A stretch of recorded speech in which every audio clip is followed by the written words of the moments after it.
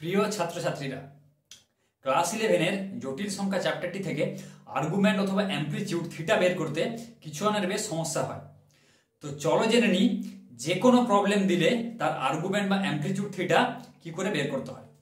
দেখো, ধরো আছে যে জটিল সংখ্যা -3 3i, এটা দেওয়া আছে। তাহলে সর্বপ্রথম কাজ থাকে, এর যদি আর্গুমেন্ট বা অ্যামপ্লিটিউড বের করতে হয় সবার আগে কি করতে হয়, যে কোনো জটিল সংখ্যাকে x প্লাস i y এই হিসাবে সাজাবো। তাহলে কি হয়, দেখো -3 প্লাস i আছে এখানে, তাই তো i দেবো।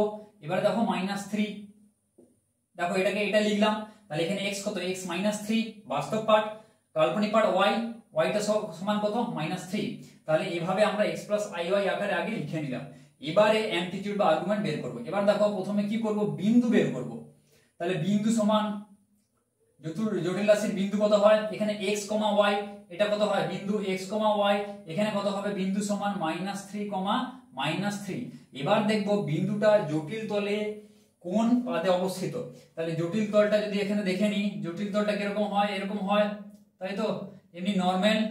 এখানে x, এটা কি হয় x ড্যাশ, এটা y, এটা y ড্যাশ, এটা কাল্পনিক অক্ষ y টা, এটা হচ্ছে কি বাস্তব অক্ষ।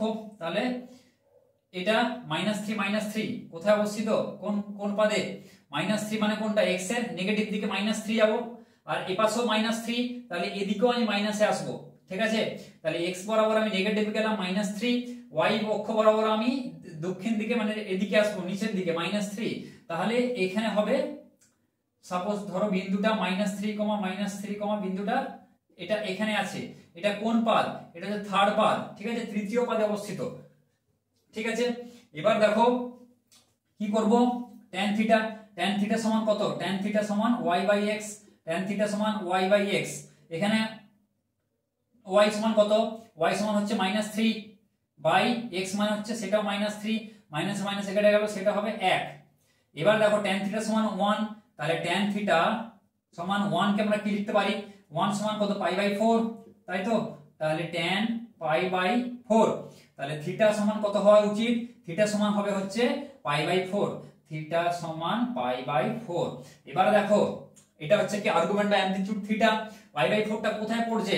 এবার দেখো জটিল তলের যেটা কোথায় মুখ্য মানটা -π থেকে π এর মধ্যে থাকে, তাহলে সেটা দেখো এখানে যদি লক্ষ্য করো -π থেকে π এর মধ্যে এখানে অবস্থিত। তাহলে -π এর থেকে অল্প বড় হয়, এটা -π/2 হয়, এইটা কত হয় 0 হয়, π/2 হয়, আর এখানটা যে π এ যে শেষ হয়। তাহলে রেঞ্জটা এরকম ভাবে থাকে, তাই তো এইটা। এবার দেখো থিটা সমান π/4, এটা কোন ঘরে, বিন্দুটা তৃতীয় ঘরে, এই জায়গা এরকম জায়গাটা অবস্থিত। কিন্তু π/4 পড়ছে কোথায়, এরকম জায়গা না, π/4 পড়ছে এরকম জায়গায়। তাহলে কি হবে, এটাকে আর্গুমেন্ট হিসাবে নেওয়া যাবে না। এই যে থিটার ভ্যালুটাকে এখান থেকে এখানে নিয়ে আসতে হবে। যদি যেহেতু বিন্দুটা এখানে আছে তৃতীয় ঘরে অবস্থিত, বোঝা গেল। যদি বিন্দুটা এই ঘরে থাকতো তাহলে এটাই আর্গুমেন্ট হতো। যেহেতু বিন্দুটা এখানে আছে, দেখতে হবে বিন্দুটা কোন ঘরে, থার্ড পাদে অবস্থিত। যে পাদে অবস্থিত সেই পাদে তোমাকে আর্গুমেন্টটা নিয়ে যেতে হবে। তাহলে এখান থেকে এখানে নিয়ে যেতে হবে। এবার প্রশ্ন হচ্ছে আমি কোন দিক দিয়ে আসবো, এখান থেকে এদিক দিয়ে আসবো না এদিক দিয়ে আসবো। একটা জিনিস মনে রাখবে সব সময়, এখানে দেখো এই যে কাটা অংশটা আছে, এই অংশটা, এই যে -π, এই যে রেখাটা, এই রেখাটা সবসময় আমি এরকম দিয়ে দিচ্ছি, এটা হচ্ছে কাটা অংশ। ঠিক আছে, এখান দিয়ে কিন্তু কখনোই আসবে না, এটা মনে রাখো। সহজ একটা ট্রিক্স তোমাদের বলছি, এটা দিয়ে কোনোদিন আসবে না। সবসময় কি করবে, থিটাকে এখান থেকে এখানে বা এখান থেকে এখানে যেখানে হোক নিয়ে যাও, এই রেখাটা যেন না পেরোয়, এইটা মনে রাখবে, এই রেখাটা না পেরোয়। ঠিক আছে, এইটা হচ্ছে বারমুডা ট্রায়াঙ্গেল, যেতে পারবে না। তাহলে এখান থেকে এখানে নিয়ে আসবে, তাই তো এদিক থেকে আসবে, একে এদিক থেকে এপাশে নিয়ে আসবে।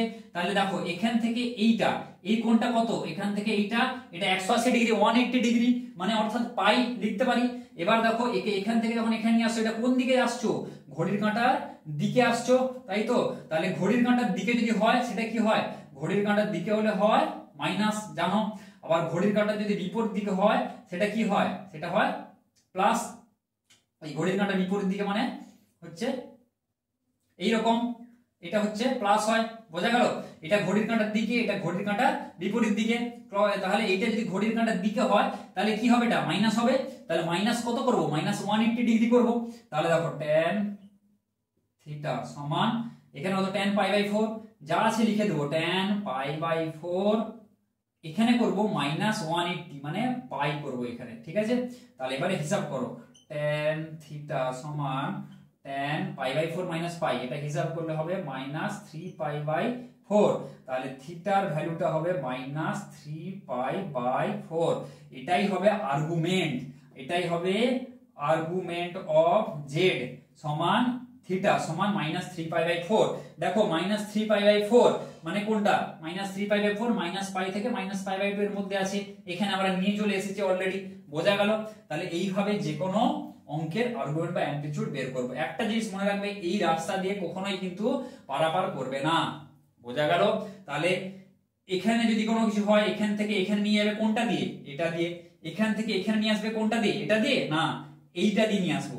সব সময় বেশিরভাগ ক্ষেত্রে মনে রাখবে সব প্লাস পাই অথবা মাইনাস পাই কিন্তু আমাদেরকে করতে হবে, ঘড়ির কাঁটার দিকে হলে মাইনাস, ঘড়ির কাঁটার বিপরীত দিকে হলে প্লাস, ঠিক আছে। তো এভাবে আরো নানা tricks, formula, basic concept, basic mistakes এই ধরনের আমার ছোট ছোট শর্ট ভিডিও আমার চ্যানেলে রয়েছে।